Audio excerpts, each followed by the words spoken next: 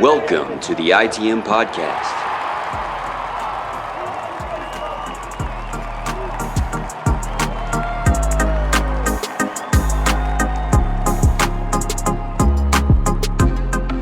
This is episode 385 of the ITM Podcast, the official Boston Red Sox podcast of the Baltimore Ravens. My name is Joey Copponi, that's Scott Neville, and the Boston Red Sox. It happened, Scott. Why'd they do that? They lost the series for the first time since I double-checked this stat, since the literal fucking Ice Age. Wow. First time they've lost the series, and it's to the homeless A's. How you doing? I'm okay. I mean, they can't win every game. They came damn close every single time. I like that they made it fun, at least. And they didn't quit until the very. The one thing is true. You need to get 27 outs against these Boston Red Sox. You cannot screw around, or they will end up in a bases loaded situation and get real close to making a 4-run comeback. It's unbelievable how addicted to drama they are. Ugh, it doesn't matter if queens. it seems like, it doesn't matter if it's the fucking A's. They're going to find a way that the series comes down to the final out, to the final swing. And this was certainly no exception. As you said, Scott, you can't win them all, but God damn it if it didn't feel like they were going to, because they just have been. This is the first series of 10 that they have lost. And we're going to talk about that. We're going to talk about a couple of different things today, folks. Come on in. Water's warm. Get comfy. Put your feet up. Put us on. Are you watching us on the TV? If you're watching us on the TV, comment down below and say that you're watching us on the TV. Go sub over on the YouTube if you're listening to the show, by the way. We are on the road to 1,000, and we are giving away 2 free Red Sox tickets once you subscribe, leave a comment, and fill out the form that's on our Twitter that just tells us your name and your email address. You'll be entered to win automatically. I'm not even sure if name is in there, but yeah, I think it's just like your email address, and that's just for us to email you that you won. So, yeah, that got complicated when I was just like, wait, I gotta like have this. I gotta have a way to contact this human, because you can reply to the comment on YouTube, but you can't like DM on YouTube. So YouTube DMs. That's probably for the best that there's no YouTube DMs. I mean, for what the comments usually look like. Yeah, we got maybe our first positive message ever today, by the way, which was nice. We got a message. It was the Facebook clipping account. Just hey, I came across your stuff and you guys are great. And I was like, wait, this is a positive hate mail? I didn't know you could do that. Yeah. You're just in the hate mail section, the direct hate mail section. It's like, no, that's just the mail section, man. That's just where all the mail comes in. It's Facebook, man. Facebook. We have a Facebook page now. If you want to go, follow us over there, I guess. They hate your nose ring. They hate it, which should not come as a shock. No. To anybody. All of the comments are just like, the guy with the nose ring, he definitely knows what he's talking about. Yeah, I'm going to listen to baseball takes from a nose ring guy. Yeah, I don't think so. I don't think so. Let me get right on that. It's just automated. Sub over on the YouTube. Sub on Facebook. Sub everywhere. We got a 59,000 view clip that is you leading up to the part where you talk about the Roman Meyer story and don't actually get to it. And I have no idea why that was chosen, but well, because I think people were waiting for the story. You know what I mean? People stuck around because they were waiting, and it unfortunately it was automatically clipped and put out. So that one's not on us. It seems like bait, but it's not on us. It's just simply not my fault. It's not my fault. Come on in, everybody. Get on over to the YouTube. Enter to the ticket giveaway thing that we're doing. We're on the road to 1,000 over there on the YouTube. Go sub. We got a couple of things to talk about today. We got the first series loss since, like I said, the actual Ice Age. Adley Rutschman, ever heard of him? I have. He made his first rehab start down in Worcester. Wilson Contreras got booed at Fenway. close the gates. Nobody's allowed in anymore or out. We'll get to that. And I want to talk a little bit about Jake Bennett, about how we feel about Jake Bennett right now, and maybe some concerns we have about the pitching staff at the moment, how we feel about that. We got injury updates as always, and then we're going to get to the upcoming series against the Toronto Blue Jays. Now, Scott, let's start with this series loss here at home. It was bound to happen eventually. But the question I wanted to pose to you was, is this a sign that the Red Sox have a real knack for playing down to their opponents? Because I can't think of another reason why the homeless Athletics would win this series. Yeah, I mean, I guess they were on the opposite of a heater. Like I think they lost 7 or 8 coming into this game or this series, and I think we won 100 games in a row, 8. So yeah, maybe there's a little bit of that, but I also think that's just kind of the A's were playing historically bad. We were playing historically good. It has to level out a little bit at some point. Fortunately, for the Red Sox, that's kind of what happened. Yeah, it stinks that it's at home, and it stinks that it's against the A's. There are worse teams for it to happen against, but it just never feels good to lose to the Athletics, no matter the year, no matter the setting, no matter the streak that either team is on. Obviously, nothing out of this series that I would identify as cause for concern or anything close to it. It's baseball. One of these was going to be the end of this stretch. It just stinks that it did come right now. You assumed it would happen soon, especially. I mean, you have a 4-gamer in division. I don't care that it's the Blue Jays who just technically sold. But it was here. That being said, you do have those Blue Jays now, followed by the Pittsburgh Pirates. So it's not insane. I'm going to say something, Scott, that just is so Boston sports fan spoiled. It's not impossible or even really that unlikely for the Red Sox to go on a third 7-game win streak starting right now. It's just not that crazy. It's totally within the cards that they could just put a third one of these together. And it kind of feels like the most likely outcome, which is insane to say, but it's kind of how I feel right now. Yeah, I mean, you wonder now, is this the time where they're going to come down to life a little bit, to normal life? Like you can't, we don't expect them to win 9 of 10 for the rest of the season. Like, that's just not sustainable. I'm curious where they level out, because if their level out is 7-3 over their each 10-game stretch, like that's still, you're in a very, very good spot.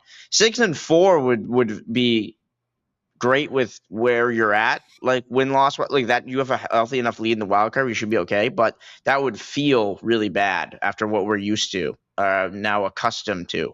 This team that's better than the 2018 Red Sox for some reason since July started. I will say I'm a little shocked. No reason.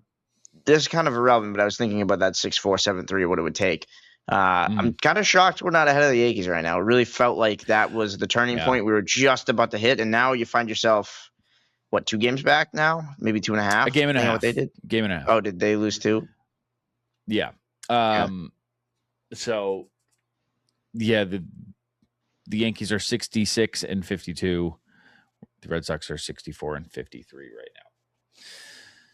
So a game and a half behind them. However, the Sox are 8-2 in their last 10. The Yankees are 5-5. Obviously, the momentum is swinging one way, even though like that game, that gap just moved by a game over the course of this series.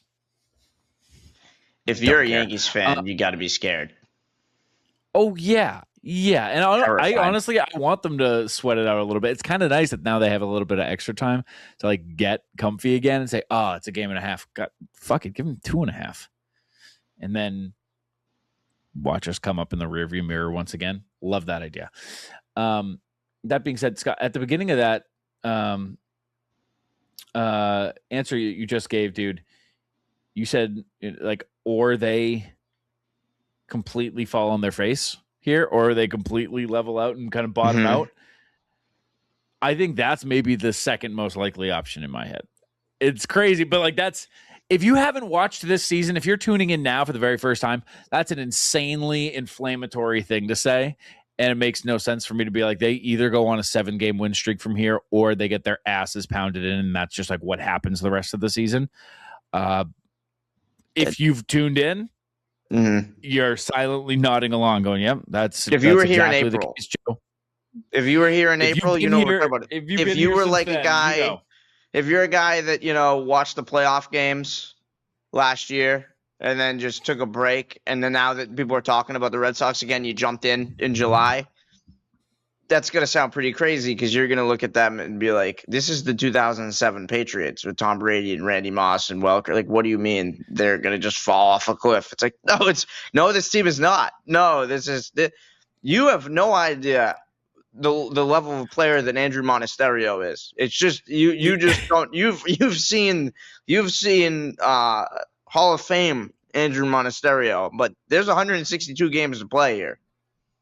You have seen Caleb Durbin at his best. You're watching Jahmai Jones and Jake Rogers hit 300 for the Red Sox after hitting 150 for both the Tigers, actually, and then a little bit sprinkled in with the Orioles for Jake Rogers. But you're seeing guys like Jake Rogers go 2 for 3, and there's the power of friendship thing going on there that who knows if it's sustainable. Did they get hot and fast? I know what these boys are capable of, and not in a good way. On both ends. I know what they are capable of doing, and you better fucking look out because it is not pretty. And my God, I hope that that's behind us, but I know what they're capable of. And it's almost like it was behind closed doors because it was in April and May, like when nobody was tuned in yet, when only the sickos are watching. So now that you have the casual fan, I'm sure that sounds insane, but that's my power rankings of where do the Red Sox go from here? Number 1, they win the next 7 in a row. They go on a historic streak. They maybe become like World Series favorites next to the Dodgers. Option number 2, they bottom out and it becomes a fight to get back into the playoff picture. I'm gonna write something down here. Yeah. Okay. Write it down. Over the next 10. I just want to see if we're on the same page here. Over the next 10 games, what is the least likely win-loss outcome? Over the next 10? Yeah. Oh man. Given what you just said. 3-7. Okay. I wrote 5-5. I can't imagine this team ever going 5-5. That would just be like whatever. Yeah, it's like I can't. I don't know. I'm factoring in the Blue Jay series a lot. I feel like the Blue Jay series could really screw them. Especially, I mean, the Dylan Cease thing is kind of in my head, and Sonny Gray's last outing against the Jay. Like I just have it in my head. Like there's a shot that they just get pummeled in this series. Wow. Yeah. Okay. Which. Yeah, I'm having trouble escaping. It's easy to go back. It's easy to go back from like you expect them to win every game to they lose 2 in a row to the A's, and it's like, oh my God, this team needs some help. We didn't do enough at the deadline. Like it's so easy to do that. I'm stopping myself from getting there. I'm certainly not saying this team needs help or oh my God, like where is Otto Lopez now? Craig, you should have given Arias and Roman. Like I'm not there by any means. It's just like, oh man, like the numbers do point towards this is where they're going to flounder a little bit. And God, I've seen them flounder a little bit. And God, I fucking hope not. Yeah, scary, but they'll be fine. They'll be fine.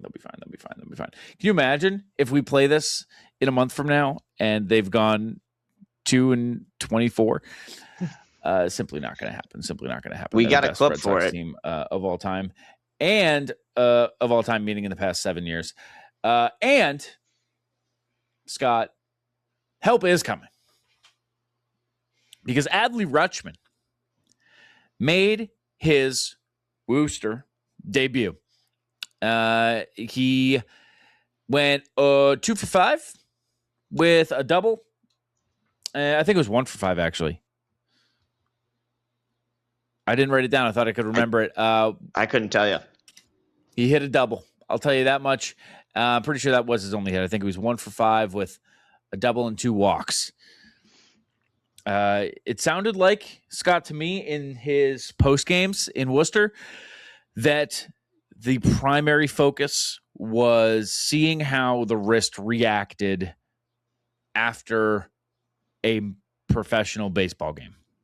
Right. A full game at full intensity, see how the wrist does. And which makes sense to me scientifically. That's just kind of how you'd go about things, right? Give it a go. Let's see what happens. We're at the let's see what happens stage with Adley, which is a better place than we could say about basically everybody else on the injured list. So it reacted well enough that they sent him to Toronto and could be playing in this series, Scott. Crazy. I assumed we were going to have to wait weeks for Adley. This could be our last episode before we start talking about Adley Rutschman on the field. Did you see the thing about his dad with the tickets? I saw something about his dad helping him move and get settled into Boston. Is that what you're talking about? Well, yeah. So his dad's been helped him move, has been in Worcester. He reportedly bought tickets to the Blue Jays series. Oh. Yeah. He could just be going. But the whole thing is he's been following around Adley, you know. I don't think he's just going to a Red Sox game imagine his kid's about to be on the team and he's just like, no, I'm not even feel like waiting really. So I'm just not going to wait. Yeah. Scenario. He has to travel to Toronto. Get your passport. I just felt like going. This felt like it. And the thing is, now that I'm thinking about it, he moved him because his family from Texas? I thought he was an Oregon guy. I know he went to college Oregon there. Sounds right. I know I thought he was a homegrown Oregon Duck. A homegrown duck, if you will. Sherwood High School. Yes. Oregon born and raised. So that means his dad flew across the country and just happened to have his passport on him, or is it getting shipped to him? You know what I mean? Like, I feel like there's steps involved there if he's going to go to a game in Toronto. Yeah, I mean, he very clearly might have one, but yeah, but I don't know. Hey, that's a whole thing. Would he bring it across country with him? I don't know. Scott, these are the things you got to think about, man. Okay, this is the shit that you're not thinking about enough. You're right. I sound foolish right now. You, yeah, right. Me, yeah, I sound foolish right now. Yeah. No, you I mean, there's a more than likely chance then that this is the last show that we do before Adley Rutschman's on the Boston Red Sox. Which, hand up, I was kind of being an impatient little brat at the deadline. I want my presents now. Yeah. I guess I didn't have to wait that long. It seems like maybe. I did want to run a little exercise with you on this Adley conversation. Run it. Okay, so I'm going to do this with Roman involved because Roman's already taking live BP. I wanted to go through the order and talk about where you would put Adley in this lineup now that we're talking about him. And I just want to throw Roman in there because honestly, the leadoff guy has been some combination of Jahmai Jones, Siegler, Sogard. Like it's been a weird situation. Like that's been a weird spot. So it's like, let's just throw Roman in there. Like we can never predict the lineup with that situation. It's been who can make up for Jaron's lack of production today for quite a while now. It's who can stand in where Jaron should be if he was playing good. Yep. So, all right. So you put Roman at leadoff because that's what he's been doing. Would you agree with that? Sure. Okay. So that's left field covered. Rafael has been batting second, and he's a righty. Oh, so we're going to do this against a righty, but we're going to do a kind of a balanced thing just to make it easier. Sure. Rafael in the 2-hole, that's where he's been. He's been doing well. I imagine he'll stick there, right? Yeah. Which means you go lefty, righty, and then that means I think you would go Wilyer, Abreu 3, Contreras 4.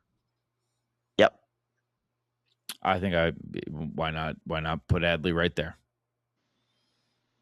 Really? In that tier of cluster, you think he's a Wilyer? You're saying before or in between those guys? No. I think having them 3-4 has been great. Having them 4-5. So you're Why not? putting Why is there shame on the 5 hole? Roman, Rafaela, Adley, and then you're going Willie or Contreras. Wilson. I don't think Adley is there. What I would do, that's interesting that you say that. What I was thinking was Roman, Rafaela. Did the car just go through your house? I'm on the racetrack. Yeah, sorry. Yeah, okay.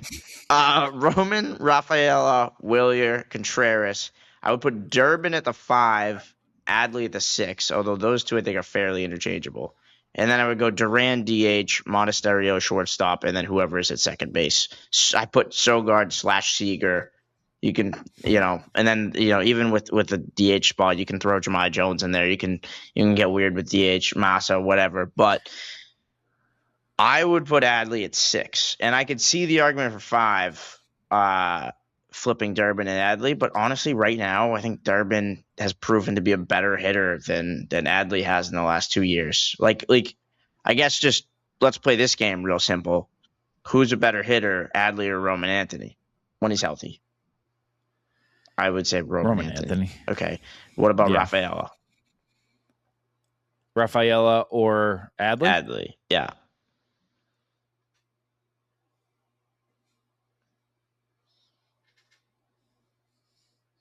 You'd hope it would be Adley, but it's like this year, it's really hard to deny that it's not Sedon.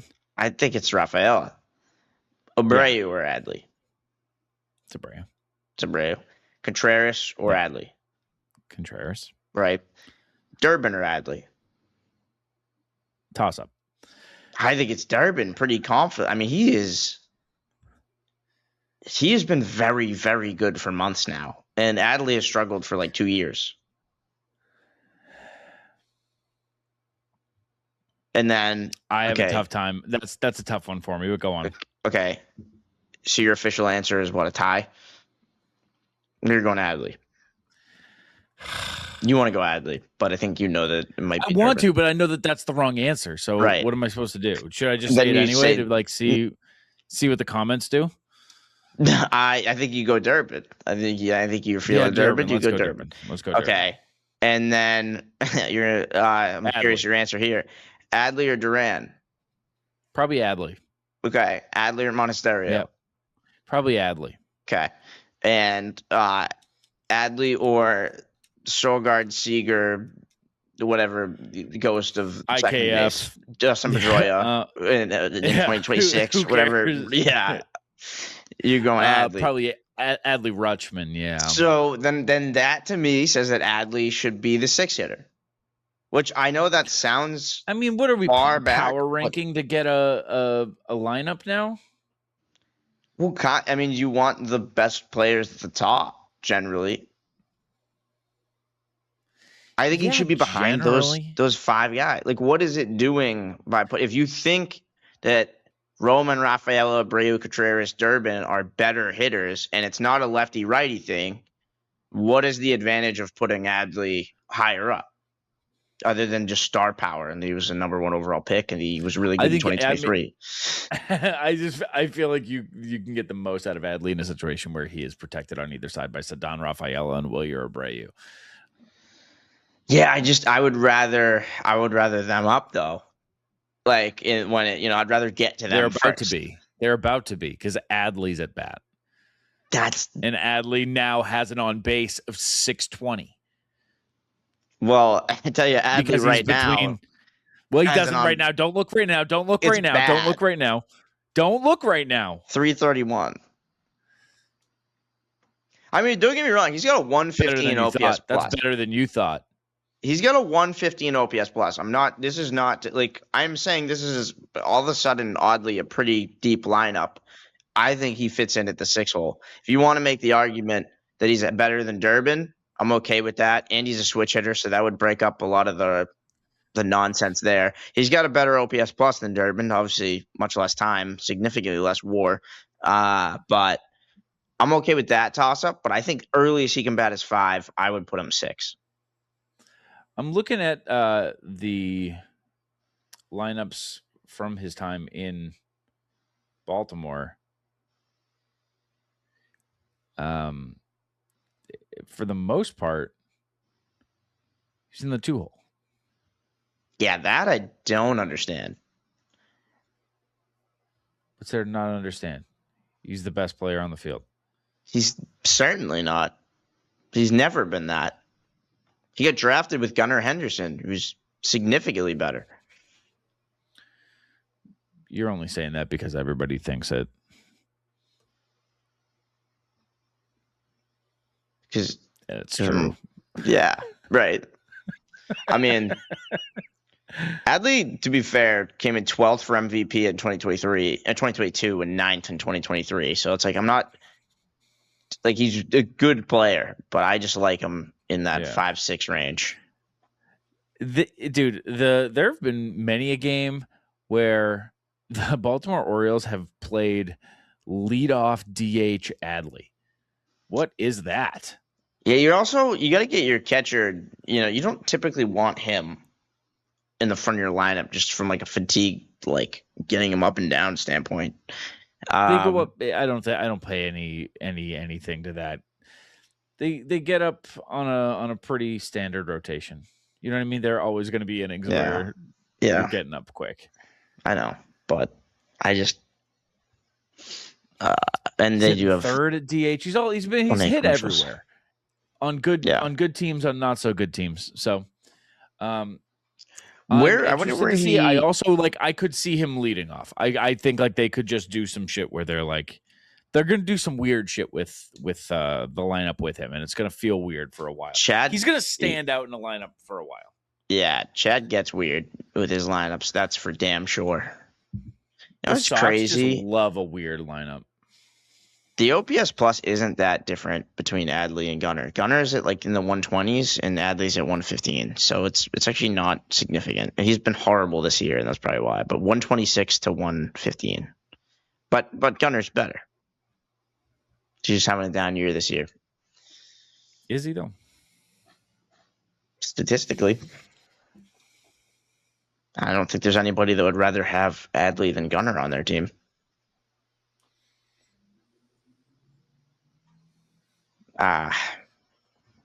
Okay. Subscribe on the YouTube to enter into a chance to win 2 free tickets to a Boston Red Sox game of your choosing.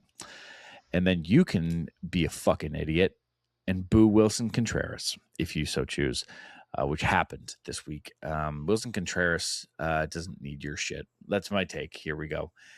He doesn't need your shit. He doesn't need your approval. He's done more for the city of Boston than any of you making any sound in the stadium ever in Fenway Stadium ever have.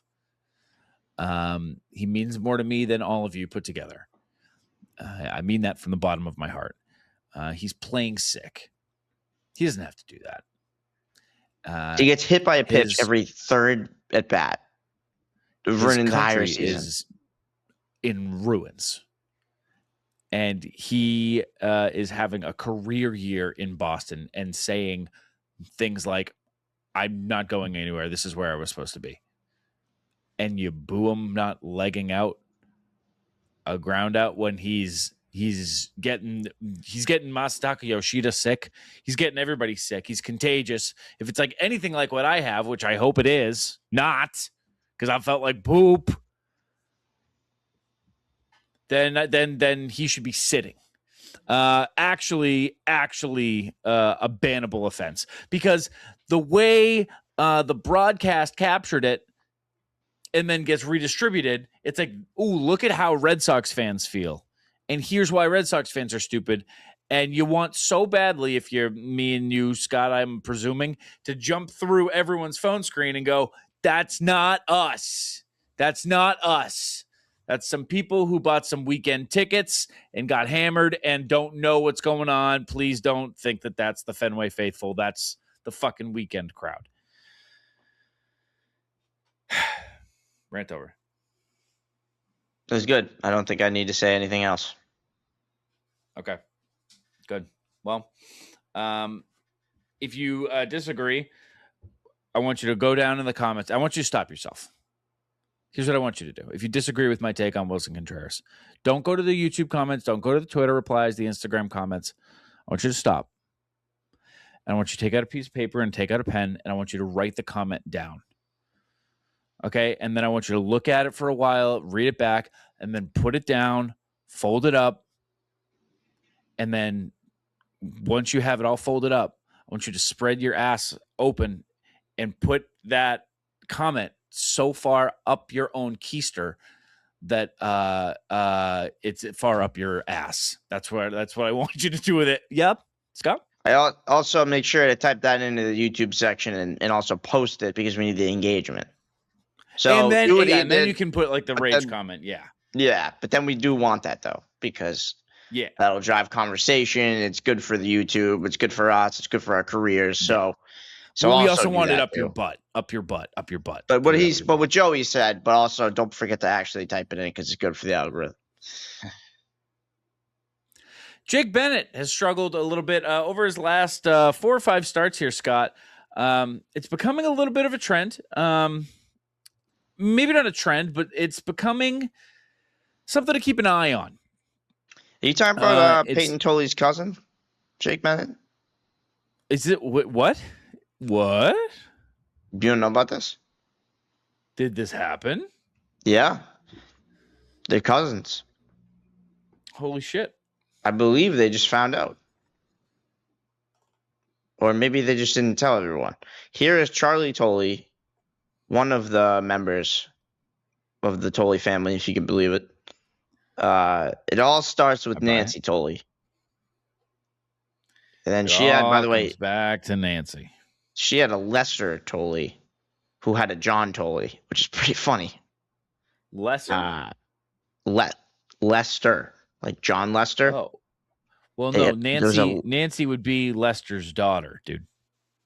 Oh, we're doing it this way. Yeah, okay. She seems like she's in the middle, but I guess that's not really. She's the most important. Yeah. No. But yeah. No, the only thing that matters is the marriage between Lester. Dorothy and Lester. So Lester, another win for Lester. So Nancy, if I'm looking at this correctly, Nancy is the only person in the world who is related to Jake Bennett and Peyton Tolley. Yes. But they are related by marriage, it looks like. Yeah. So it's their grandparents' siblings were married. Look at that. You ever think about that stuff, man? Do I ever think about the fact that genealogy? All the time, dude. But also no. I was adopted, so I often thought, like growing You're up, adopted? like I was scared to like date girls because I had all these girls like throwing themselves at me, right? And I was like, I can't do it because I was always like, what if I accidentally date my sister or something, you know, a cousin, and like I don't know. That Jake is Bennett's a problem. last 4 games, have been a little bit of a struggle. His ERA is up almost a full run from 2.35 in the middle of July to 3.17 now here, entering the middle of August. In his last 4 starts, he has allowed 3, 3, 3, and 4 earned runs respectively, and has only pitched 6 innings once in those 4 starts. Scott, I'm willing to chalk something up here, and that is that 2 of these starts are against the A's, and I'm going to go ahead and say they just have his number. So I'm writing those ones off. Those ones don't even count. Sure, another one, and then another one on here is against the Los Angeles Dodgers, who I don't know if you've been paying attention. They're a good team. They're a good team. Sox won that game away. too. Yeah, throw that away. That doesn't count at all. Who gives a shit? And then the other one was Baltimore right before they sold. And they have Gunnar Henderson, so throw that one away too. They had Adley Rutschman at the time on the IL, but they had him. They had him, yeah. So throw that game away. Then you're left with 0. bad outings from Jake Bennett. I'm not concerned about Jake Bennett. From the get-go, I mean, you and I sat on here and talked about how Jake Bennett and Peyton Tolley really were the future, and if you had to rank the three, that a combination of those two would be at the top, and that Connolly Early would be the third. I have not heard about anything about Peyton Tolley, I'm sorry, about Connolly Early and his time in. Remind me where Curtis Meade came from. Washington. Well, have you seen anything? Well, he's not playing it because of the injury. So sure. I'm not even sure if he's going to. What? The Connolly Early injury update is concerning on multiple levels for the Washington Nationals. Man. What did we see? We had forearm tightness in between innings of a live BP session. So, good chance they kind of shut him down again. I mean, I don't know about shut him down, but that'll be a step back. Yeah. This is honestly like maybe the worst time of the year to get those kind of setbacks because you're not going to come back in time to meaningfully impact a team. They're also and a lot of the times teams will just shut you down, and then you have 5 months to work on they your said own they're going to be ultra cautious, and they went on like a 7-game losing streak after the deadline or something insane. So they're out of it now, I'm sure. Yeah. I would say this on Jake Bennett. I have one concern for him. I don't think he's, cooked or anything, but I will say he doesn't strike anybody out, and that makes it really, really hard to be competitive. He doesn't walk anybody, which helps, but 18% strikeout rate, that is in the 18th percentile. He has a 36 percentile whiff percentage, so he doesn't get a lot of swing and miss. He doesn't get a lot of Ks. One thing that is impressive is a 95th percentile chase rate, 36.6% chase rate. That's how he's doing his damage for the most part. But yeah, I don't know. You got to be able to you'd like to be over that 20% clip for a strikeout rate. Or you're having to do a lot of work. I think Jake Bennett is honestly the biggest product of the defensive upgrades. Because if you put Jake Bennett and his 18% strikeout rate on the previous few iterations of the Red Sox, he probably has a 4 ERA, 4.5, something like that. But the stellar defense makes it so that this pitching factory can really go. You know who's the opposite of that? Is his cousin. Who? You just struck out 14 batters in one game. Too many. Too many. You think it's too many? Strikeouts. Yeah. You want less? Too much. Is it getting to be? It's getting to be a lot. Yeah, that was third most since we've been alive or something. Yeah, and that's quite enough of that, Peyton. That's quite enough. Thank you very much. 10.5% more. 10.5% more than his cousin in strikeout rate, which honestly, a little douchey if you ask me. Yeah. Now that it's cousins, I feel like that's a mutually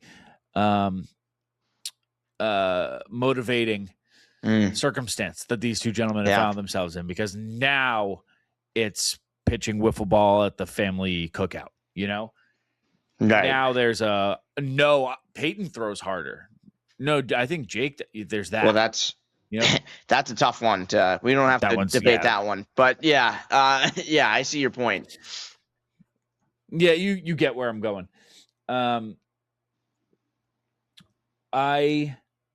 Did you have anything else on Jake before I move on here? I was going to move on to our injury updates. Yeah, my last thing on Jake Bennett is, wow, that was a lot of strikeouts from Peyton Tolley. That was really cool. Yeah, that was sick. Don't get me wrong, it was sick. Yeah, that was by far the best thing of Jake Bennett this week, is how many strikeouts Tolley got. My favorite part of Jake Bennett's week was Peyton Tolley's strikeouts. Yep. I think we all felt that way, one way or another. Mm-hmm. Injury updates, folks. Well, Well, we already talked about Adley a bit, but our good friend Roman Anthony is hitting not only off of a tee, but he's hitting off of a high velocity batting practice pitching machine. I don't know why the machine part mattered and the high velocity, but it matters. It does. We are at that tight level of Roman watch where we are able to say it's technically a high velocity batting practice pitching machine. That's where we're at. We are looking for the tiniest little signs of life there. Has your timeline on ye ol' Roman Anthony changed at all? Yeah, I mean, if he can hit high velocity pitching without having pain, and this might be a jump, but if he has the strength in his hands that he needs, I don't know why he wouldn't be days away from a rehab start. Like, we know it's his finger, so he can run, he can field. We know we've seen him throw for a long time. So I don't know what would prevent him from getting into a rehab game soon. Here is Ian Brown's rundown on where Roman is at in regards to what you're saying, Scott, on a return timeline. He said, quote, "Within the span of the last 10 days or so, Anthony has progressed from tee work and short flips to facing overhand batting practice in the cage to his latest step this week, hitting off a machine that can go to high velocity. The final steps before Anthony can go on a rehab assignment would be taking BP on the field and hitting off the traject machine, which can simulate any major league pitcher. You guys have seen that, the projection machine, I'm sure. Given how much time Anthony has missed, he would need a more prolonged stint in the minors than Rutschman." For sure. Yeah. That I agree with, but if he can hit off of a high velocity machine, I don't know why he couldn't hit off a high velocity human and then a different high velocity machine that has off speed. Yeah. It's just a matter of being in the cage versus on the field. I do wonder, maybe like can he check swing right now? Like, would that, because those kind of things are where you get into why you can't maybe play in the game, but you can do BP. That would be honestly my number one question is, can you check swing? Because I think I'm sure there are things like those are the kind of things that we were talking about earlier in the episode with Adley, that, you know, just the ins and outs of the ins and outs of a full speed professional baseball game is really the best test to see where you're at. So I imagine that's part of it, that he's gonna see how it holds up after one game and then maybe let it sit a bit, and then maybe his stint in the minors starts with some time in between games, or who fucking knows? I mean, it's the Red Sox medical staff; they'll do whatever they want. Yeah, so. They don't even care. That's the thing about the Red Sox medical staff; they don't even care about this. I wonder if, I don't think this will really help because it's pitching, but I mean, the hitting is the issue. But I wonder if he'll DH the rest of the year with the way that Duran's playing defensively. And obviously, you don't want to throw too much on Roman. I wonder if he'll just DH the rest of the year. I mean, there's also a world where Adley is doing that. Not with a ton of regularity, but there's a world days where you have a catcher whose bat you are going to want in the lineup, which is not regular for Red Sox fans. Hasn't been the case in a while. So you're going to be DHing. True. Yeah, actually, as I say that, DH Mickey Gasper was a thing not that long ago. So take back what I said. Sorry, I forgot that Adley Rutschman is not unprecedented. We've had Mickey Gasper before. Correct. So that's all of the injury updates that I got, Scott. How exciting. You want to do the pitching preview? Okay, folks, I have half of a pitching preview. Game 1 is going to be Sonny Gray versus Jameson Taillon. Sonny Gray had his first Sonny Gray looking start in a while after 2 stumbling outings, his first of which came against these very Blue Jays. Gray allowed a homer to George Springer and a pair of doubles in his 5-run, 10-hit outing in late July. Be on the lookout for him to not do that again. Jameson Taillon got moved at the deadline. Why?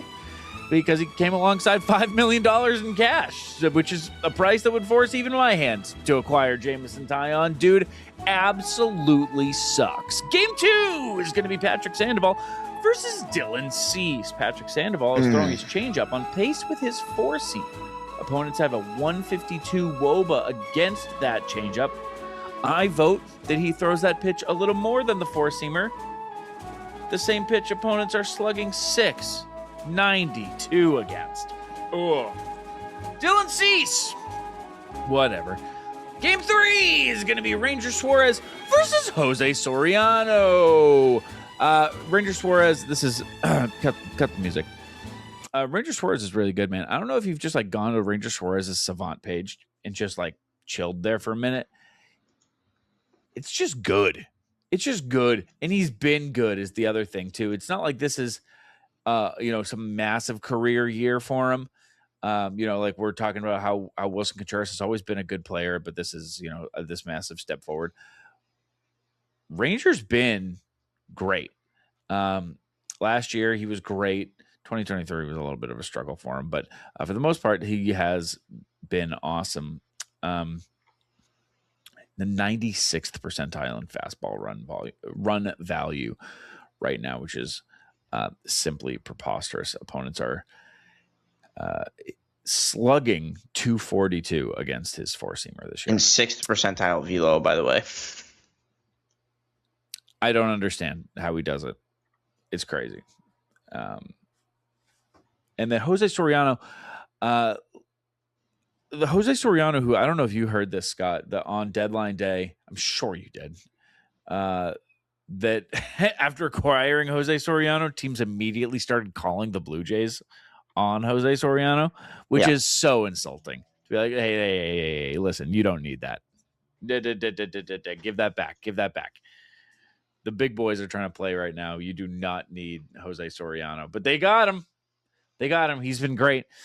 90th percentile whiff percentage, 91st percentile ground ball percentage, and 84th percentile in fastball velocity. So stark difference there, Scott. And you're going to see his best stuff is his breaking stuff, 96th percentile and run value there. His knuckle curve has a batting average against in the 180s. So. And then game 4 is going to be Peyton Tolley and Max Scherzer, which is so sick that he gets to say that he gets to do. So I know Peyton Tolley is a guy who is going to appreciate that.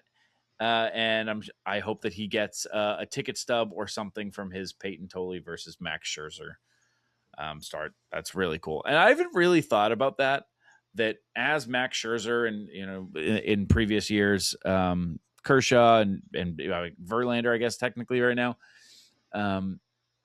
as they are making these starts, there are young pitchers who are going up against them who, were born after their playing careers started, but also just it's like a childhood hero kind of thing. Maybe not necessarily a 1-for-1, but a guy that you grew up watching to go up against. It's a cool little piece of the puzzle that you don't really think about. I will say this. Yeah. Jose Soriano's has great season-long numbers. Yes. Since his start on April 28th, he has a 4.5 ERA. Because I don't know if you remember that. Yeah. So he started his first his first 6 starts, he had an 0.24 ERA. Oh.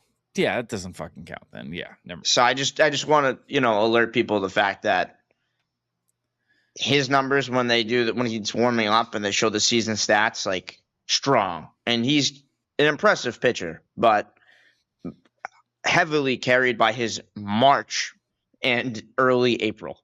Like, I'm talking, he got 2 starts in March where he didn't give up a run. And he had 4 really good starts in April. And then from his 5th start in April on, it's been mid. So, dude sucks. Well, if I may. Dude sucks. Yeah, you may. You have a pass. You can say it. Say it. I gave you the pass. What do you predict for this, Scott. What is the most power rank you're most likely to? Oh, sorry. Wow. Sorry, man. That KFC is not sitting well in my tummy, dude. Sorry. It's a fart joke for you at home. I want you to power rank how likely every number of wins the Red Sox could get out of this series is. Okay. If that makes sense. Yeah, it does. It does. I would put 3 wins at 0%. Okay, 4 wins, I would say. Wait, you're starting at the bottom? How would you power rank? Like, what's the most likely? What's the least likely?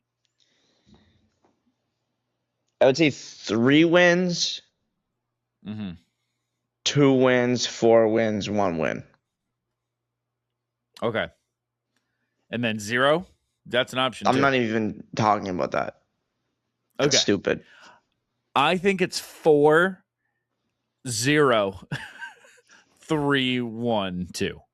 May I remind you that Peyton totally faces Max Scherzer? Yeah. So that's 1 win right there. 7.25 ERA is really tough. The only way we lose that game is if Max Scherzer doesn't make it into that game. Like if he gets hurt and gets like scratched. Is he like holding someone hostage to let him start these games? The thing is, he's still making like real money. Like, I know. Not like $40 million or anything, but he gets paid $3 million to be the worst pitcher in the big leagues this year. I mean, he's only made 9 starts. That's what I mean. He made $3 million to suck and not be available. Like he provides all he does is guarantees they lose on those days. What's his K per 9 right now? He's got 1 win. Could be worse. Did you say 6.8? 6.8 K per 9. Yeah. Okay. It's and the reason I didn't gasp at that number is because I saw that he only has 27 strikeouts on the year, and I was like, no fucking way. How many starts has he made? And when it was only 9, I was like, that's probably not that great. I was hoping it was going to be like 1.1. I mean, yeah, he's given up 29 runs in 36 innings. Yeah. His first year of his career was negative WAR. It's bold of me, but I'll say it. I think this might be it for Max Scherzer. This might. I don't even think it's insane to say this might be it as might be his last game. This might be the last game for Max Scherzer. Dude, his savant page is so cold. It's crazy. He somehow still has a 71% chase rate and a 70% off-speed run value. Dude, there was a stretch from 2013 to 2021, which is a lot of baseball. Yeah, so many years. It's 265 starts where he averaged over 265 starts a 1.49 ERA plus. That's he is an easy Hall of Famer, but his 42-year-old self is a gift to the Boston Red Sox. Yes. Holy shit, man. His age 32 to 36 season, he had a 161 ERA plus. That's so stupid. Over 133 games. If you take him off that team, they might be like fighting with us right now. The Blue Jays? Yeah. You're saying if you like gave them 4 wins back? No, like if you just had whoever their AAA opening day starter is, whoever their next man up is, like that had to be better. They're 3-6 in 9 starts. It's not quite as bad as it should be, but if you just got a guy in there that could have, gone, I guess. I mean, that guy probably would have gone 5-4 or something like that in terms of actual decisions. So maybe it wouldn't have. I'm not gonna lie, seeing that 3-6, I expected that to be like a 1-8.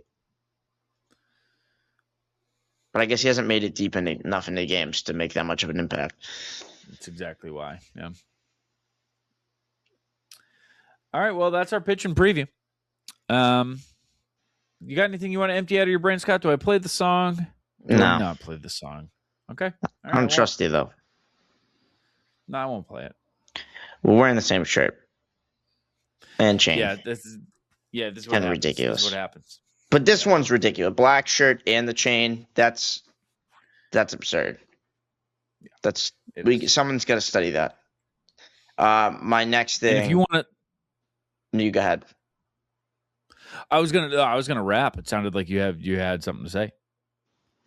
I was gonna say that I'm really worried about Trevor Story and IKF's health in terms of they seem to be inching closer, and that terrifies me. Like Trevor Story was the one catching Adley when he was doing his pregame warmups at Fenway, and it's like, dude, that is gonna kill the vibe immediately.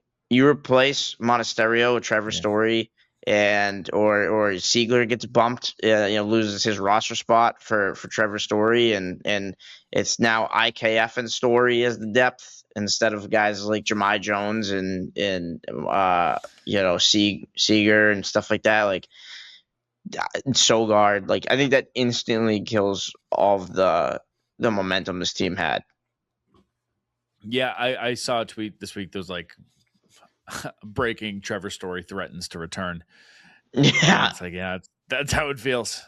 It feels like, oh shit. And when he's like, not to be mean, but his whole like, yeah, I hear what people are saying. I'm keeping notes. It's like, for what? What are you giving notes for, man? What are you gonna do? Okay, Trevor. That simply can't happen. Life after Trevor Story very well may be here already, but I think we're going to spend a lot of this winter talking about that, so there will be plenty of time for that. That's kind of Trevor Story season. What month do you think he gets traded to the Braves? That might be one that like slips through like early in the winter meetings. So okay, November? I'm going to say January because I think. Wait, winter meetings like early in. We both were super wrong. They're like December 4th. We said two different months. They were both wrong. Yeah. I think that one slips in early. Like I think you see that on the daytime ticker, and Passon's like, yeah. Trevor Story got moved. We trade anyway. him. Back to whatever. There's him. No winter meetings. The world's over. Like baseball's done. That's right. December 1st. Yeah, it'll be right before that. That's crazy. He'll get traded for Vaughn Grissom for the Angels. Not right now. He won't. Vaughn Grissom, every time I see him, dude, he's doing something. Playing baseball, usually. So, and doing it well. Yeah. Doing it right. Everybody 249. Be feeling all right. He's hitting 249. I guess that's something. He's got a 99 OPS plus and a 700 OPS exactly. Remember when he was like, yeah, if you don't like my shit, then fucking move me. That's not what he said. All right. Remember when he was like, hey, if they don't like me, then they don't have to play me. And they can trade me. Yeah, then get rid of me. Done. Good call. Boom. Man. Yeah, we'll get stamped. Rid of it. Boom. Bang. Good call. Approved. Nailed it. Shout out Vaughn Grissom, I guess. And shout out you for following us on the socials at ITM_pod. You can follow me at Joey Copponi. You can follow him at Scott Neville. 4 to 6 weeks until Trevor Story's return is pushed back. 4 to 6 weeks. And we will see you guys after this thrilling 4-game series in which Jake Rogers will be DFA'd at Rogers Center. Damn.